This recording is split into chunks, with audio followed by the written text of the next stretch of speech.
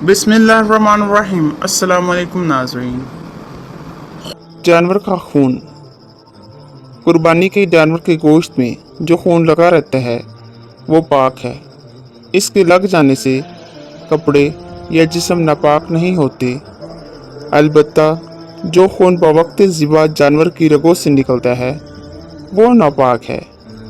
अगर बवक्त ज़िबा खून के छींटे पड़ जाएं और मजमूई तौर पर अंग्रेज़ी रुपया की चौड़ाई से कम हो तो इन कपड़ों में नमाज हो जाएगी। अगर ज़्यादा हो तो नमाज नहीं होगी।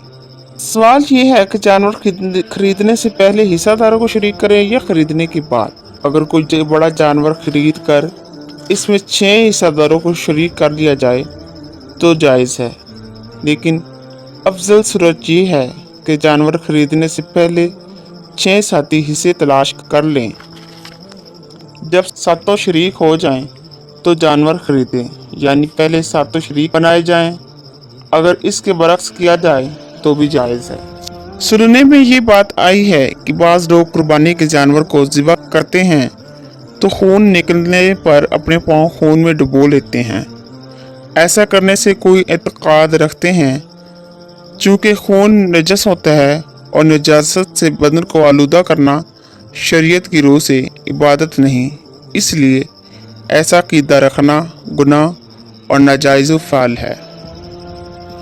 बाज़ लोग ये समझते हैं कि घर में एक कुर्बानी होना काफ़ी है, इसलिए लोग ऐसा करते हैं कि एक साल अपनी तरफ से कुर्बानी कर ली, एक साल अपनी बीवी की तरफ से, एक साल लड़के की तरफ से, एक साल लड़की की तरफ से, एक साल मरहूम वालिद की तरफ से और एक साल मरहूमा वालिदा की तरफ से कर देते हैं।